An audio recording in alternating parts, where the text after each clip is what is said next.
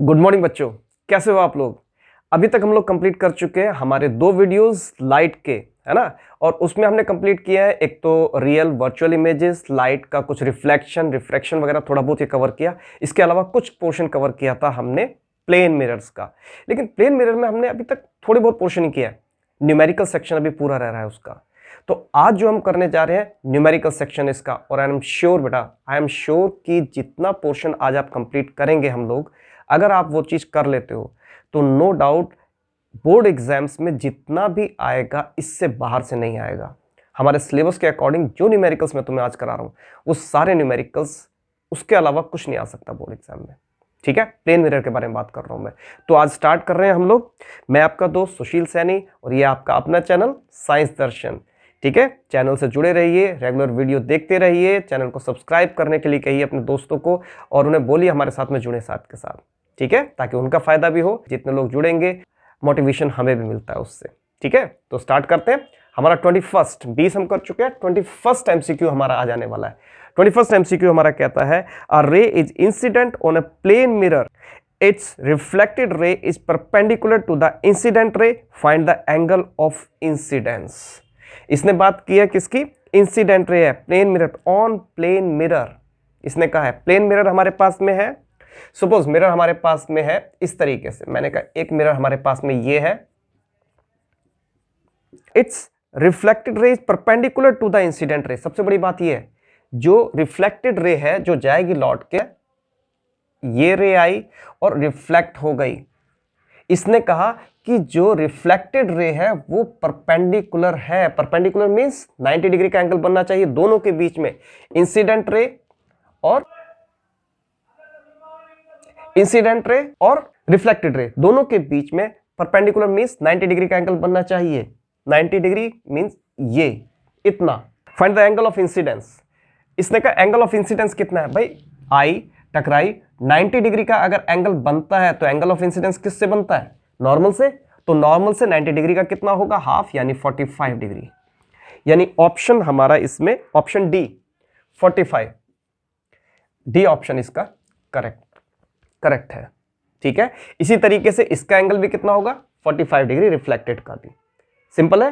Next question, question number 22 most important question है, थोड़ा सा टिपिकल है, समझने वाली बात है। अगर समझ गए तो आगे के सारे क्वेश्चन सही करोगे। देखो question number 22, an object is kept at 50 centimeter in front of a plane mirror. If the mirror is now moved 50 centimeter away from the object, how does the image shift from the previous position? एक mirror है, suppose ये एक mirror है, ये mirror है, ठीक है। इससे इसने कितना कहा, 50 सेंटीमीटर पे एक ऑब्जेक्ट है, ये ऑब्जेक्ट है, यहां से लेके यहां तक का डिस्टेंस है 50 सेंटीमीटर का। ठीक है, 50 सेंटीमीटर। अगर ये 50 सेंटीमीटर तो इमेज कहां बनेगी, वो भी जितना दूर ऑब्जेक्ट होता है उतनी दूर इमेज बनती है। इट मींस यहां से लेके यहां तक का डिस्टेंस भी कितना होगा, 50 सेंटीमीटर का। तो यानी ये हो गया टोटल डिस्टेंस, ये भी 50 सेंटीमीटर है। टोटल डिस्टेंस कितना हो गया, टोटल डिस्टेंस हो गया हमारा 50 + 50 100 सेंटीमीटर। ठीक है, इसके बाद क्या कहता है, इसने कहा इसके बाद कि ऑब्जेक्ट जो मिरर है उसको मूव किया अवे फ्रॉम द ऑब्जेक्ट। इस मिरर को, प्लेन मिरर को हमने मूव कर दिया कितना, 15 सेंटीमीटर अवे। यानी यहां की जगह अब इसको हमने मूव करा दिया है इस पोजीशन पे 15 सेंटीमीटर, और यहां से लेके यहां का बीच का डिस्टेंस है 15 सेंटीमीटर का। अब इस केस में हमें बताना है कि फर्स्ट पोजीशन जो थी ऑब्जेक्ट की, ये जो बना था ये, भाई जिस हिसाब से हमने इसको खिसकाया, अगर ये गैप बढ़ गया तो इसका मतलब अब इमेज का गैप भी बढ़ जाएगा। हमें फर्स्ट पोजीशन और सेकंड पोजीशन के बीच का गैप बताना है कितना होगा। ठीक है, इसके लिए तरीका ये है, अगर यहां के चक्कर में पड़ोगे हमेशा गलत निकालोगे, अगर इस चीज को चेक करते रहोगे। तो तरीका इसका ये है कि आपको यहां से स्टार्ट करके हमेशा 0 पॉइंट से, ये 0 पॉइंट है हमारा, यहां से यहां तक के डिस्टेंस को ही आपको कंसीडर करना है। अभी हमने देखा यहां से यहां तक का डिस्टेंस, जब 50 सेंटीमीटर का ऑब्जेक्ट का डिस्टेंस था मिरर से, तब हुआ था 100 सेंटीमीटर। ठीक है, अब देखते हैं 15 सेंटीमीटर अवे करने पर कितना डिस्टेंस हो गया यहां से लेके यहां तक का, 65 सेंटीमीटर। 50 plus 15 65 centimetre. ठीक है, तो यहां से जो ऑब्जेक्ट की नया डिस्टेंस होगा वो क्या होगा, वो भी 65 सेंटीमीटर होगा, यानी यहां से लेके यहां तक ऑब्जेक्ट जो है वो भी 65 सेंटीमीटर पे होगा। ठीक है, टोटल डिस्टेंस कितना हो गया, 65 प्लस 65 130 सेंटीमीटर। ठीक है, यानी यहां का डिस्टेंस जो 130 सेंटीमीटर 130 सेंटीमीटर है। ठीक है, तो पहली पोजीशन क्या थी इसकी, 100 सेंटीमीटर जो इमेज थी उसकी, और सेकंड है 130 सेंटीमीटर। दोनों के बीच में डिस्टेंस यानी कि डिफरेंस कर दो, यानी 130 माइनस 100 इक्वल्स टू 30 सेंटीमीटर हमारा आंसर आ जाएगा। ठीक है, सिंपल है, क्वेश्चन को बस समझने वाली बात है। ठीक है, इसका आंसर हमारा है 30 सेंटीमीटर, यानी ऑप्शन सी 30 सेंटीमीटर, ये हमारा आंसर है। ठीक है, 23rd question, a ray of light is incident on a plane mirror such that it makes an angle of 30 degree with the mirror. ठीक है, find the angle of reflection.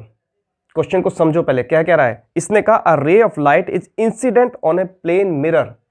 Incident कर रही है प्लेन मिरर पे रे, और कितने degree का एंगल बना रही है, 30 degree with the mirror. Main चीज ये है, विद द नॉर्मल नहीं कहा इसने, विद द मिरर का है। सपोज हमारे पास में मिरर ये है, लाइट इंसिडेंट हुई, ये आई और ये रिफ्लेक्ट होके गई। ठीक है, ये हमारा सपोज नॉर्मल है। इसने कहा एंगल जो बनाया है इसने 30 डिग्री का विद द मिरर, यानी कि मिरर हमारा ये है, ये 30 डिग्री का एंगल है। इसको आप एंगल ऑफ इंसिडेंस नहीं कह सकते।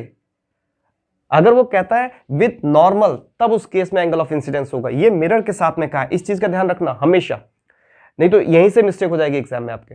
ठीक है, 30 डिग्री का एंगल है, तो ये हमारा कितना रह गया, 90 माइनस 30 यानी 60 डिग्री, तो ये रह गया, यानी एंगल ऑफ इंसिडेंस कितना हुआ, 60 डिग्री। अब फाइनली इसने क्या कहा है, इसने कहा find the angle of reflection. जितना डिग्री का हमारा इंसिडेंस है उतनी ही डिग्री का हमारा एंगल ऑफ रिफ्लेक्शन होगा, यानी कि 60 डिग्री। ठीक, तो इसका आंसर हमारा कौन सा है, 60 डिग्री वाला ए, ऑप्शन ए हमारा इसमें करेक्ट है। ठीक है, next question, question number 24, important question है, थोड़ा सा समझने वाला क्वेश्चन है, इसको थोड़ा ध्यान से समझना।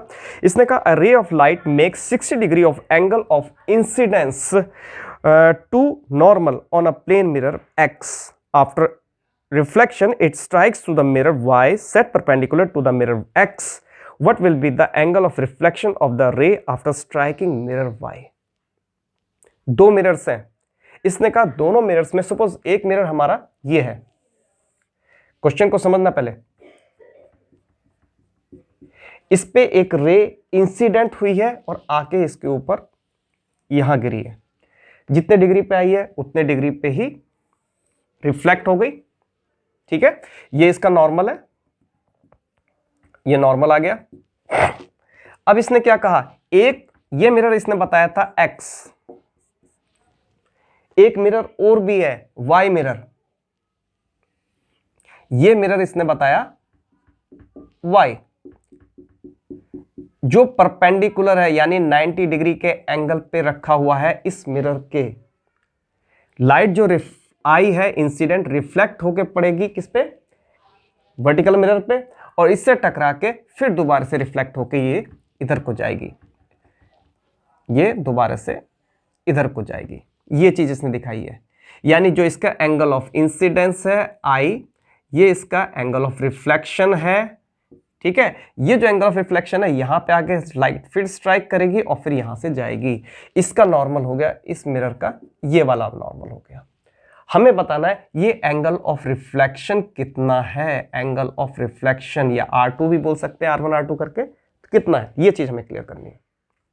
ठीक है, फटाफट देखो निकाल के, आगे मैं एक्सप्लेन करता हूं फिर।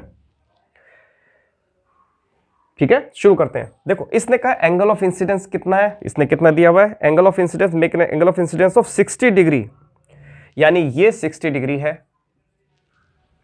ठीक है, तो इसका मतलब एंगल ऑफ रिफ्लेक्शन भी 60 डिग्री होगा।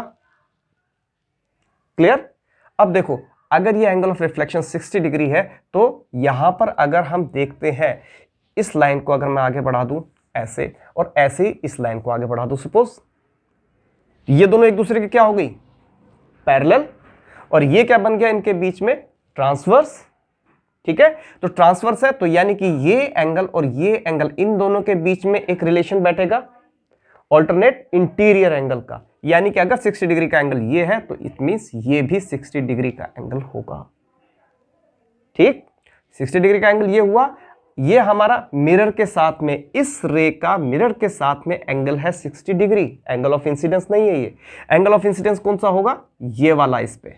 अगर ये 60 है तो 90 माइनस 60 इट मींस ये हो गया 30 डिग्री, और अगर ये 30 डिग्री है एंगल ऑफ इंसिडेंस तो इसका मतलब एंगल ऑफ रिफ्लेक्शन भी 30 डिग्री होगा। सही है, ध्यान से देख लो इस क्वेश्चन को, इंपॉर्टेंट क्वेश्चन है, थोड़ा सा अलग है, एग्जाम में आ सकता है। ठीक है, तो ये ऑप्शन हमारा कौन सा सही रहेगा, इसका ऑप्शन नंबर डी, यानी डी ऑप्शन इसका करेक्ट है। नेक्स्ट क्वेश्चन,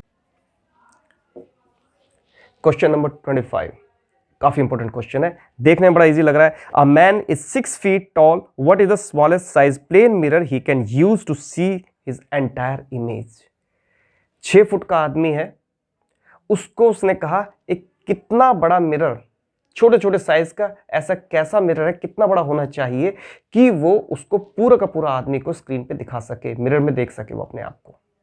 सपोज ये आदमी है, यहां पर हमारा एक पर्सन खड़ा हुआ है, ठीक है, सपोज ये है यहां पे, और सपोज ये खड़ा हुआ है, इसके हमने कहा इमेज बननी है किसी मिरर में, इसकी इमेज मिरर में, उस मिरर में ये 6 फीट का है, 6 फीट का है, सपोज ये 6 फीट। ठीक है, इसको देखना है मिरर के अंदर, इसने कहा छोटे से छोटा कौन सा मिरर यूज किया जाए कि जिसके अंदर इसकी पूरी इमेज आ जाए। इसका फॉर्मूला होता है इमेज का, वो होता है h/2, यानी कि जितना दिया हुआ 6 दिया है डिवाइड बाय 2 हो जाता है। इट मीन्स कि 3 फीट का हमें मिरर चाहिए जिसके अंदर फुल इमेज आ जाएगी। इसकी कैसे आएगी अब मैं आपको ये बताता हूँ। ये तो ठीक है, हमने बता दिया, हमने क्वेश्चन का सॉल्यूशन भी ले लिया, 6 फीट 3 फीट का हमारा आंसर आ गया, लेकिन आया कैसे, प्रॉपर तरीके से इसको समझो जरा, समझने के लिए, क्योंकि क्वेश्चन हो सकता है एग्जाम के अंदर थोड़ा और घुमा दे, कुछ और चीज पूछ ले इसमें, तो उस केस में आपको पता होना चाहिए। तो इसके लिए हमने कहा मान लिया कि ये 6 फीट का है, मैंने कहा यहां से लेके यहां तक का डिस्टेंस जो है हमारा, हाइट जो है वो हमारी 6 फीट की है। ठीक है, 6 फीट की, हम इसका सेंटर लेते हैं, ये हो गया आपका 3 फीट।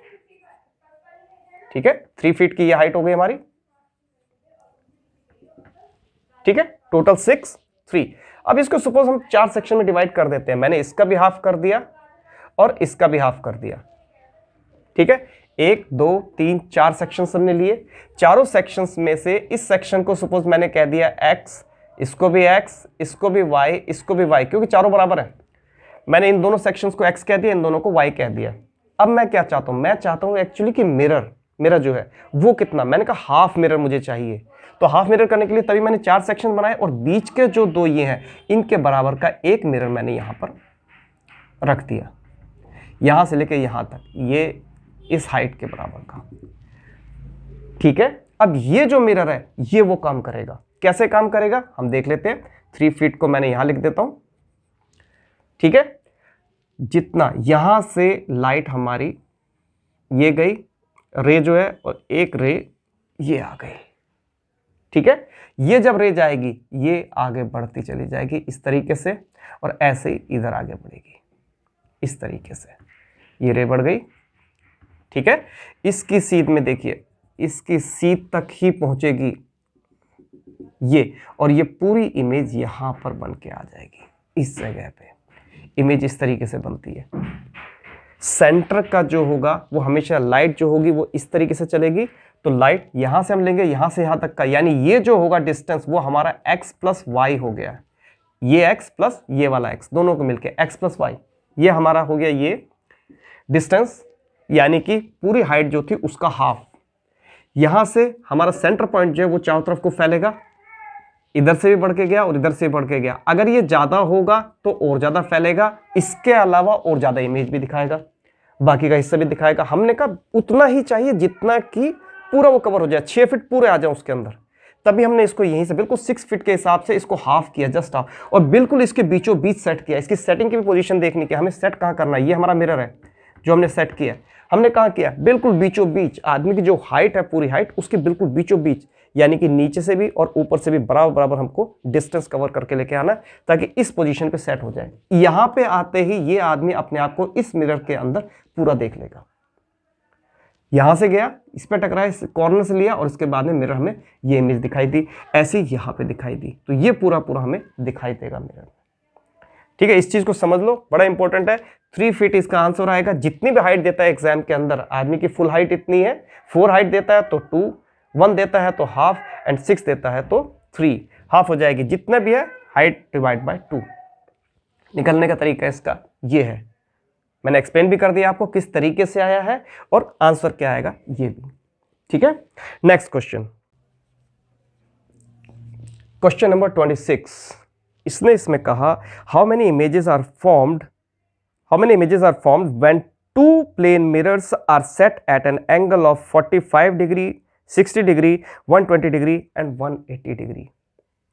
2 प्लेन मिरर्स हैं, दोनों को इसने इस तरह से रखा कि उनके बीच के एंगल्स जो हैं, या तो सपोज ये मेरा मिरर है, एक बार तो मैंने कह दिया ये 45 डिग्री के एंगल पे रखे हैं, एक मिरर ये है और एक मिरर ये है, 45 डिग्री के एंगल पे रखे हैं। दूसरी बार इसने कहा फिर वो 60 डिग्री के एंगल पे है, 60 डिग्री का एंगल है। तीसरी बार इसने कहा 120 और फाइनली इसने कहा 180 डिग्री का एंगल है। कितनी इमेजेस बनेगी जिस समय पे अगर हम मिरर को, 2 मिरर्स को आमने सामने रखते हैं और किसी डिग्री के एंगल पे उनको सेट कर देते हैं आपस में, तो उसमें इमेजेस ज़्यादा दिखाई देती है। आपने बार्बर शॉप में देखा होगा, सैलून्स वगैरह में, वहाँ पर यही होता है, इमेजेस जो दिखाई देती है कई सारी दिखाई देती है। पीछे की तरफ में हम बैठे होते हैं, हमारे पीछे कई सारी इमेजेस दिखाई देती हैं, वो जितने डिग्री के एंगल पे टर्न करते हैं उसको सेट करते हैं, उसी के अकॉर्डिंग उसमें इमेजेस दिखनी शुरू हो जाती है। ठीक है, तो यहाँ पर भी हम देख रहे हैं कि एक्चुअली कितने डिग्री के एंगल पे सेट किया कि कितनी इमेजेस दिखेंगी, उसका भी है, हम कैलकुलेट कर सकते हैं। 45 डिग्री का एंगल सपोज है, तो इस केस में हम क्या करते हैं, बशर्ते अगर वो सिमेट्री में हो तो एक फॉर्मूला अप्लाई किया जाता है। वो फॉर्मूला होता है जो हम निकालते हैं नंबर ऑफ इमेजेस का, यानी n = 360 divide by theta. Theta क्या है, ये एंगल जो हमने यूज किया है, कितने डिग्री के एंगल पे हमने उसको रखा है, थीटा डिग्री पे रख दिया है। और सिमेट्री में है तो हम क्या करते हैं, -1 भी कर देते हैं इसको। ठीक है, तो अब चेक करते हैं कितना आता है। इसमें हम देखते हैं सबसे पहले 45 डिग्री, यानी कि इसके हिसाब से अगर हम चेक करें 360 डिवाइड बाय 45 डिग्री आता है 8, एंड हमने माइनस किया 1 यानी कि 7। 360 divide by 45 degree equals to 8 -1 7, यानी कि इसका रिजल्ट आएगा 7, फर्स्ट हमारा। सेकंड, अगर हम 60 डिग्री का देखते हैं तो 360 डिवाइड बाय 60, 6 6 36 यानी कि 6, एंड -1 इक्वल्स टू 5, यानी इसका रिजल्ट आया 5 नंबर ऑफ इमेजेस। 120 का करते हैं तो 360 डिवाइड बाय 120, 12 3 जा, यानी कि 3 -1 इक्वल्स टू 2, इसका आता है 2 7 5 2, एंड 180 का फाइनली 180, 360 डिवाइड बाय 180 यानी कि 2 जा, 180 2 जा 360, यानी कि 2 -1 इक्वल्स टू 1, यानी इसका आता है 1। तो रिजल्ट हमारा क्या है, 7 5 2 1। हम देखते हैं कौन सा ऑप्शन सही है इसमें। इसमें ऑप्शन नंबर बी 7 5 2 1, यानी कि बी ऑप्शन हमारा इसमें करेक्ट है। ठीक है, 27th क्वेश्चन कहता है how many images of an object will be formed if it is placed between 2 parallel plane mirrors separated by 30 centimetre. Simple question है, इसमें ज्यादा कुछ नहीं है सोचने का। इसने कहा पैरेलल मिरर्स हैं, 2 मिरर्स अगर हम पैरेलल रखते हैं, एक मिरर हमारा ये है, दूसरा मिरर ये है, दोनों एक दूसरे के पैरेलल है। हाँ, पैरेलल मिरर रखे हैं दोनों के दोनों, सपोज ये वाला इधर से, इधर नहीं इधर करना पड़ेगा, ताकि क्योंकि दोनों के कलर्स पॉलिश सरफेस हमें इस साइड रखने, बीच में इस जगह पे हमने कोई ऑब्जेक्ट रखा है, और इसने कहा कितने पे रखा है, इसने 30 सेंटीमीटर सेपरेटेड बाय, दोनों मिरर्स जो है 30 सेंटीमीटर पे हैं। इससे कोई फर्क नहीं पड़ता कितने सेंटीमीटर पे है, मेन ये दोनों एक दूसरे के पैरेलल रखे हैं। अगर पैरेलल रखें तो इनफाइनाइट नंबर ऑफ इमेजेस बनेगी, एक के बाद एक के बाद एक के बाद एक के बाद इमेज बनती हुई दिखाई देंगी। तो इसका आंसर सिंपली इसका आंसर आएगा इनफाइनाइट, यानी कि ऑप्शन डी इज करेक्ट। ठीक है, नेक्स्ट क्वेश्चन। सिंपल क्वेश्चंस करवा रहा हूं मैं बिल्कुल आपको, लेकिन हाँ जो क्वेश्चंस मैं करवा रहा हूं, जैसे बीच में कुछ क्वेश्चंस आए थे थोड़े टिपिकल टाइप के, ध्यान से कर लो। इससे अलावा कुछ भी एग्जाम में नहीं आ सकता, प्लेन मिरर से रिलेटेड कोई भी क्वेश्चन नहीं आएगा, 100% श्योर मैं ये बात कह रहा हूं। बोर्ड के सिलेबस के अकॉर्डिंग कुछ भी आपका नहीं छूटेगा। ठीक है, क्वेश्चन नंबर 28। क्वेश्चन नंबर 28 कहता है the dash and dash mirrors always form an erect image. Erect image, दो तरह के मिरर बताए इसने। डैश एंड डैश में मतलब क्या हुआ, कौन कौन से मिरर्स ऐसे हैं? एक तो प्लेन मिरर है, हमने देखा हमेशा शीशे के सामने हम खड़े होते हैं, इरेक्ट इमेज ही बनती है। इरेक्ट मीन्स सीधी, और इनवर्ट उल्टी। ठीक है, सीधी इमेज बनती है हमेशा, अगर पेन ऐसे रखा है तो हमेशा ऐसे ही दिखाई देगा, ऐसे नहीं दिखेगा प्लेन मिरर में। दूसरा कौन सा मिरर है? दूसरा मिरर होता है ऐसा कॉन्वेक्स मिरर। उसके बारे में कॉन्वेक्स किस तरह से बनती है इमेज, वो जब आगे उसके वीडियोस आएंगे तब हम देखेंगे। अभी सिर्फ ये ध्यान रखो कि दो मिरर ऐसे हैं जो जिनमें हमेशा प्लेन और कॉन्वेक्स मिरर, जहां पर हमेशा इरेक्ट इमेज बनती है, यानी ऑप्शन सी इसका हमारा करेक्ट है। ठीक है, क्वेश्चन नंबर 29 क्वेश्चन कहता है the image formed by the plane mirror is dash. Options दिए हैं इसने, laterally erect, laterally inverted, vertically erect, horizontally inverted. Laterally inverted क्यों? क्योंकि मिरर ये है।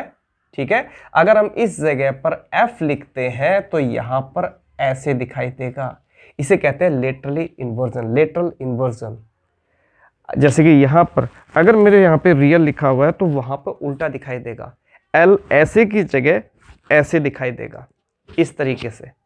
तो अगर इस साइड पे हमारे अगर कोई स्टिकर लगा हुआ है तो वो स्क्रीन में, मिरर में हमें इस साइड पे दिखाई देगा, लेफ्ट की जगह राइट में और राइट की जगह लेफ्ट में दिखाई देगा। ठीक है, इसे कहते हैं लेटरल इन्वर्जन। ठीक है, ये हमारा क्वेश्चन नंबर 29 और इसका आंसर है सेकंड, यानी कि बी ऑप्शन इसका करेक्ट है। क्वेश्चन नंबर 30 में इसने कहा the which of the following will be same in its image in a plane mirror. Plane mirror में इनमें से कौन सा ऐसा होगा जो बिल्कुल एज इट इज ही दिखाई देगा? भाई PQR, हमने कहा PQR, जब इसको हम देखेंगे कैसा दिखाई देगा, ये ऐसे दिखेगा, R इसका ऐसे, Q इसका इधर को और P इसका इधर को, तो एक जैसे नहीं दिखाई देंगे। इस तरह से क्या रहा है, क्योंकि ये क्या है, प्लेन मिरर जो होता है लेटरली इन्वर्टेड इमेज दिखाता है, लेटरल इन्वर्जन। तो PQR की जगह पे RQP दिख रहा है, लेकिन ये उल्टे दिखेंगे। PQR तो दिखेगा लेकिन ये उल्टे दिखाई देंगे, इनकी लेटरल इन्वर्जन हो जाएगा।